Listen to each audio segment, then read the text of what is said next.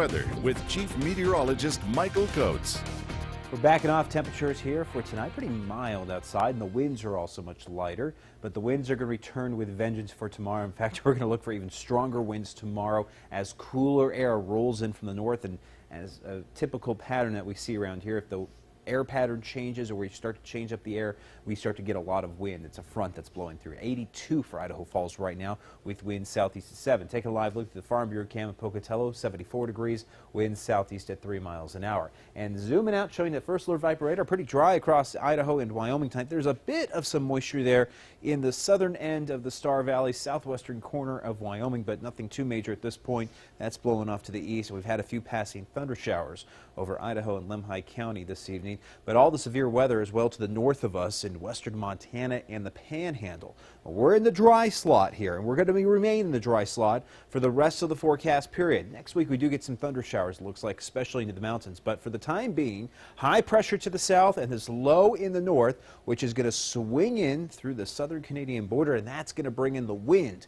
We're not going to look for the showers. All the thunder showers will still be well to our north. We will get a couple thunder showers around Salmon, maybe getting into Custer County, but that's the worst of it at this point. In fact, let me take you over to Vipercast. 10 o'clock tonight, we are clear, we are cool with some nice temperatures tonight and also some light winds. But tomorrow morning, we'll see the clouds with us, a little bit of some high-level cloud cover, and more cloud cover in Lemhi County there. But we're going to be holding on to a fairly dry, sunny pattern for the Snake River Plain and across western Wyoming, with temperatures starting off very nice and cool throughout the day, and then the winds really crank in by the afternoon. Afternoon winds will be gusting at around 30 to 40, and thunderstorms non-existent here on Vipercast. And the same for Friday, pretty much a dry, sunny pattern here. So here's my breakdown for tomorrow. Cooler and windy. Now the winds pick up in the afternoon hour, so if you have any farm work, if you have any work around the house you need to take care of, if you can do it in the morning, that's the best time, because by the afternoon it's all really just too windy to do much outside. 30 to 40 for the wind gusts, and of course high fire danger.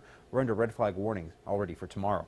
We're looking at 57 for Chalice, 52 in Mackay, 60 at the site, 58 for Rigby and Idaho Falls, lower 50s in Jackson with lower 50s in Island Park, lower 60s in Blackfoot, mid 60s in Pocatello, lower 60s in American Falls, hitting around 60 for Burley, 59 in Preston with 50 in Afton. Temperatures tomorrow about 10 to 12 degrees cooler than the past couple of days. Upper 70s for Afton and around Jackson.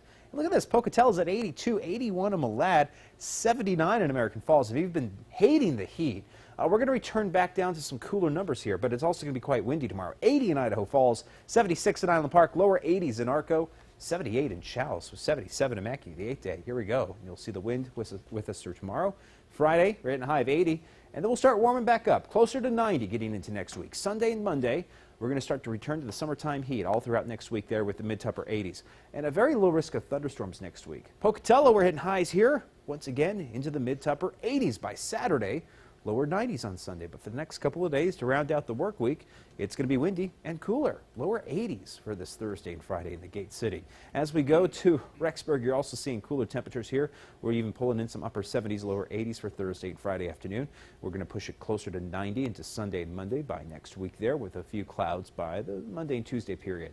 Blackfoot highs around 82 for Friday. Very windy here for tomorrow afternoon in Blackfoot. 86 on Saturday, 92 on Sunday. Jackson's also going to be looking to see some cool temperatures here for the next couple of days with a lot of wind and not a very big thunderstorm risk for Jackson. You'll see a slight chance of a thunderstorm as you get into the national parks, but then as we get to Monday and Tuesday, highs around 80. Island Park here, highs into the mid 70s tomorrow. Island Park could have a couple thunderstorms tomorrow, but that risk is very, very low here for tomorrow. Saturday and Sunday roll around with the mid to upper 70s for Saturday afternoon, and Salmon could see a couple thunderstorms there with just a chance there about 40%, but that risk is mostly for the mountains around Salmon or north of Salmon, with highs around 82 for Friday.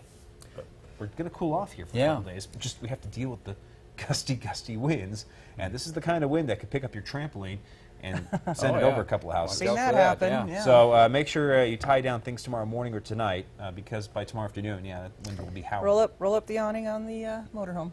All right. Yes. All right. Thanks, Michael. Thank you. Not all the heroes in the Afghanistan war are two-legged soldiers. Some are four-legged, and their incredible noses have saved many a life. It's a closer look following this newscast.